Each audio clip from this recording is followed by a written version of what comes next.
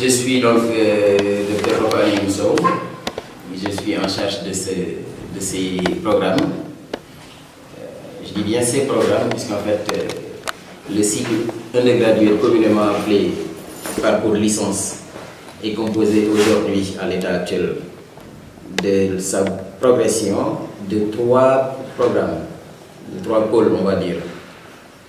Le pôle le plus ancien est le pôle DG, qui prépare donc le diplôme supérieur de gestion, mais également un pôle d'informatique appliquée à la gestion des entreprises, qui prépare également à une licence en gestion, mais une gestion des entreprises assistée par l'outil informatique, on va dire. Et le 3e pôle, qui est non moins important, c'est le pôle de droit, l'école de droit, qui cette année également a démarré, en est à sa 2e année, puisqu'en fait nous avons reçu une cohorte d'étudiants de l'État en 2016-2017. C'est cette cohorte-là qui a été donc la cohorte qui a démarré donc ce programme de droit. Alors nous préparons, comme vous le savez, les étudiants à une licence en diplôme, à une licence en droit des affaires, administration en droit des affaires, administration des affaires. Donc c'est un peu brièvement présenter donc ces 3 écoles, ces 3 pôles qui aujourd'hui donc constituent le cycle licence de l'ISM, de l'Institut supérieur de management des caisses. Mais justement, quelle est la pertinence de ces rencontres entre professionnels et vos apprenants? Alors, à l'heure actuelle, l'ISM s'inscrit dans une logique professionnalisante. Nous ne sommes plus dans cette dynamique-là où il faut former l'étudiant sur des aspects purement théoriques.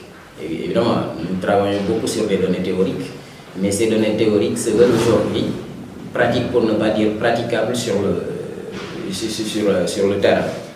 C'est ainsi que déjà en première année, tous les étudiants reçoivent, au-delà des enseignements, je veux dire généraux, que sont les matières phares de chaque domaine, au-delà de cela, ils reçoivent une formation basée sur des apprentissages, donc ce qu'on appelle des AT, des actions de terrain encadrées.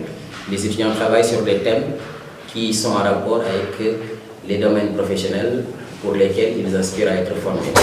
Et en plus de cela, nous avons, à partir de la 2e année, l'obligation chez les étudiants de fournir une idée de projet professionnel, un projet d'étude qu'on appelle un business plan, dont ils démarrent donc l'étude, la mise en place, et qui sera soutenu, ce business plan-là, en 3e année. Donc dès la 3e année, les étudiants sortent avec un projet de création d'entreprise à tous les niveaux.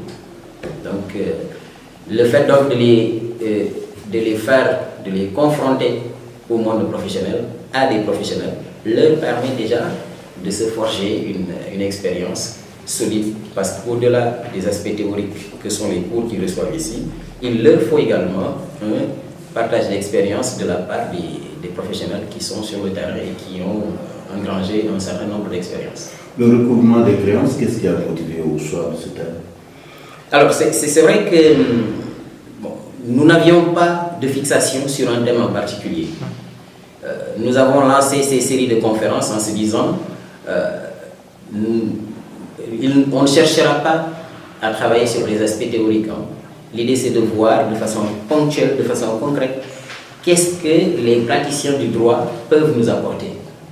Et j'ai été très heureux quand les collègues, les coordonnateurs sont venus nous voir en disant nous avons trouvé un spécialiste de la question, un huissier de justice, qui est aujourd'hui disposé à nous accompagner ou à nous présenter une conférence sur le recouvrement de créances. Et je crois que, comme l'a dit le conférencier, l'utilité de ce thème-là n'est plus à démontrer. C'est un phénomène qui a cours aujourd'hui. Nous en sommes tous, je dirais pas victimes, mais nous en sommes tous acteurs. On doit, comme il l'a dit, à des créanciers et des créanciers, des débiteurs également, nous doivent. C'est un peu le jeu quotidien auquel nous nous livrons nous tous. Et c'est ce que nous vivons à l'école également, puisqu'on est dans une école de commerce. En tant qu'école de commerce, il nous arrive également d'être confrontés à des situations de recouvrement de créances auprès de nos étudiants. Donc ceci étant, chacun est bénéficiaire, chacun y trouve son compte dans cette conférence-là, en tout cas dans le libellé, dans le déroulé de ce thème.